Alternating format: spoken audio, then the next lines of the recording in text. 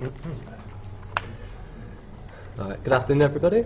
My name is Tom Spencer. I'm in my first year of studying Chinese at the University of Manchester, and today I'm going to be talking about how social dynamics in about 300 AD impacted on the developments in poetry. A quick little note before we begin. Since submitting my abstract to this conference many months ago, this paper has continually evolved and hopefully improved, and in true undergraduate fashion was only finished at about midnight last night.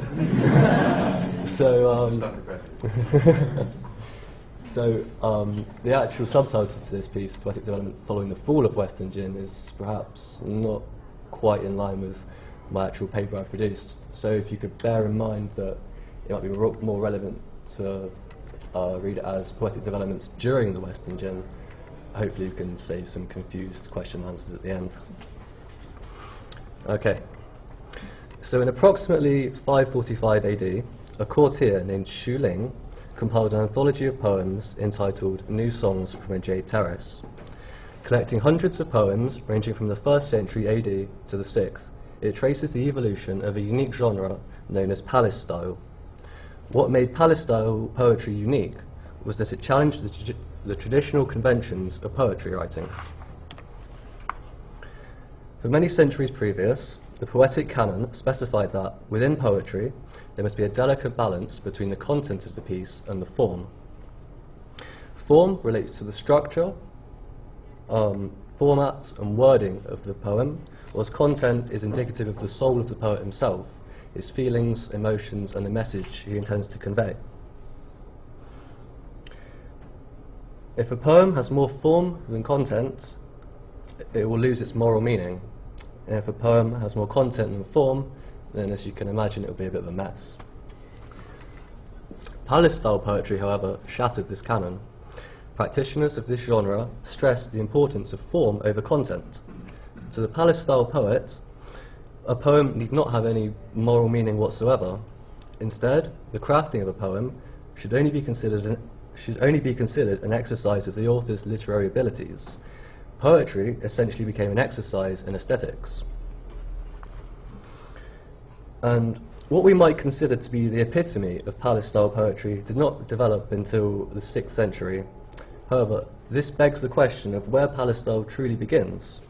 Anne Burrell, a scholar notable for translating the anthology New Songs from a Jade Terrace into English, voiced an interesting observation in the introduction to her work. Without presenting a definitive reason as to why, she notes that, beginning at around the turn of the 4th century, there is a clear distinction between styles. The poems of the 1st century through the late 3rd are of a loose and flexible design, while subsequent poems follow a much more conventional pattern. It is this line of demarcation at the turn of the 4th century I consider to be the beginning of palace-style poetry.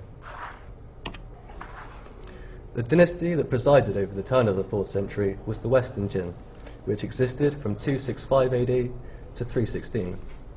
The Western Jin emerged triumphant from a century-long civil war following the fall of the last major dynasty, before capitulating in the face of foreign invaders. After the loss of the capital in 316, the remnants of the court fled south below the Yangtze River, forming the Eastern Jin dynasty, which would persevere for a further century. While scholars such as Liu Yuejin and Paul Rosa have postulated that the preliminary development of palace-style poetry was owed solely to migration south of the river, this view fails to take into account the specific social changes which occurred during the Western Jin. As scholars such as Zhao Minli and Su Juilong have noted, poetic development can often be linked to the changing structure and nature of the literati class of the day, for it was they who produced the majority of poems. Now, the literati class of the Western Jin was a unique one. In preceding dynasties, officials came to office through an institution of meritocratic examination. In subsequent dynasties, office became a hereditary right. In the Western Jin, we begin to see the first moves towards a hereditary system of office. New stipulations arose concerning the appointment of officials, wherein candidates were selected for their creative and cultural talents as opposed to their administrative or moral ones. Likewise, many officials who rose through this system came from families who had supported the Western Jin ruling clan in their usurpation of the previous dynasty. As such, we have a class of officials that were not truly selected by merit, nor fully selected by lineage. It is, however, the beginning trend towards lineage as a right of office that predicated such a radical development in poetry.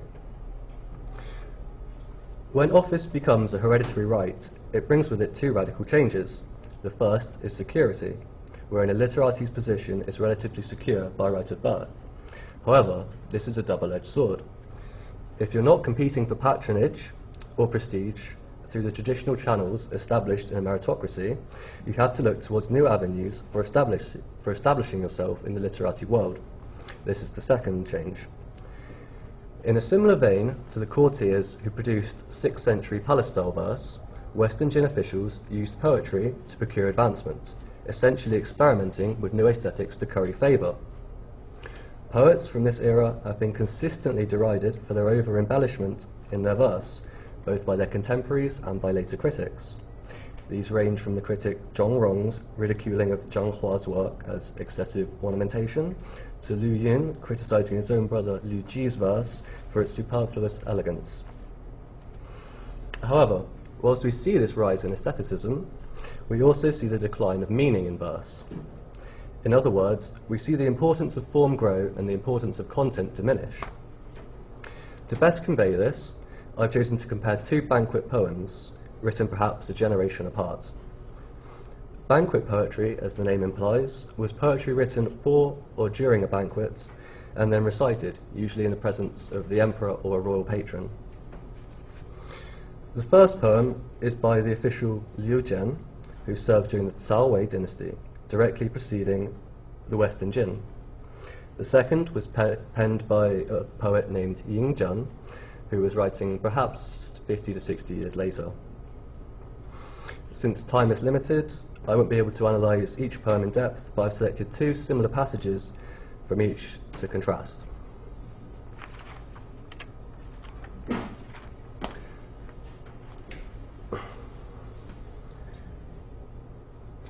Okay, so in this section of the poem, we notice a few things. In particular, I'd like to draw your attention towards the words heard, sigh, and forgotten. These three words convey the content of the poem. The poet has never heard a banquet so joyous. This is his direct experience. His sighing conveys the feelings of regret and defeat he feels for not being able to capture the moment well enough in his writing. His experience of the banquet, and more importantly, of his patron in attendance, will be something he never forgets.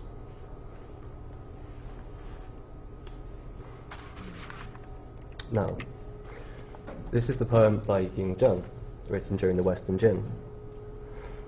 At first glance, it appears that we have a very similar piece. The line, "cannot be articulated in words," is very reminiscent of the difficulties Liu Zhen was facing. However, what does Ying Zhen think of this problem? And the answer is, he doesn't say.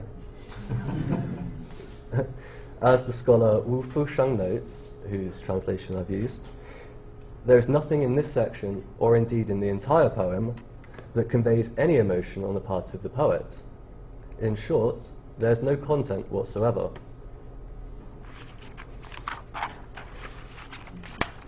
Ying Zhen, like many of his contemporaries, looked towards the past in order to improve poetry. His poem featured here was written to emulate the traditional verse of centuries past, yet it ends up breaking the sacred rule of poetry and upsetting the balance between content and form. His story is not a unique one. Attempting to cope with the changing social dynamics of their time, the poets of this era fell afoul of a devastating paradox.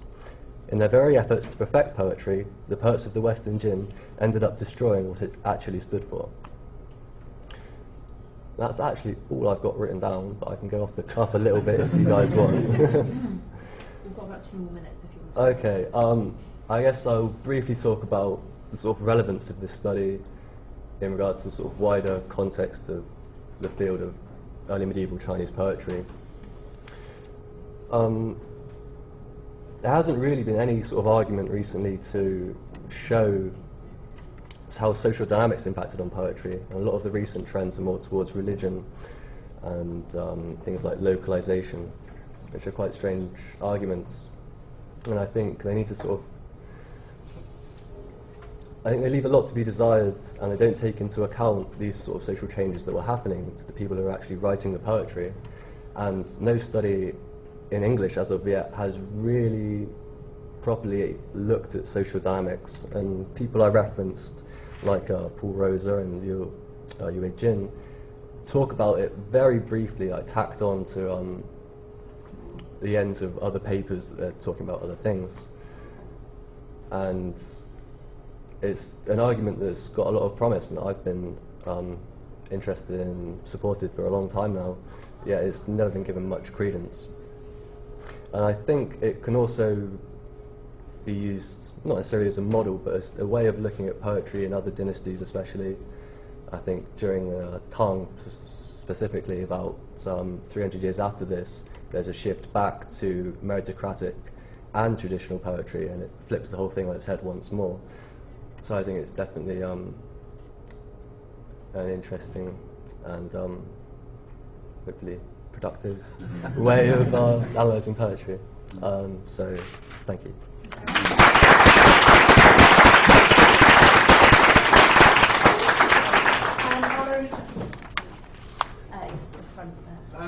I don't know much about the period, but I was wondering, it looks quite Zen, what they're getting.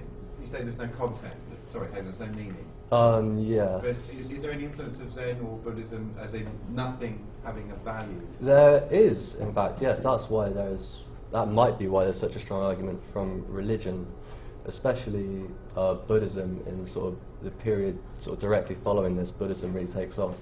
There's a scholar called Tian Xiaofei who really pushes for Buddhism as an argument for developing poetry, although I still think it leaves a lot to be desired.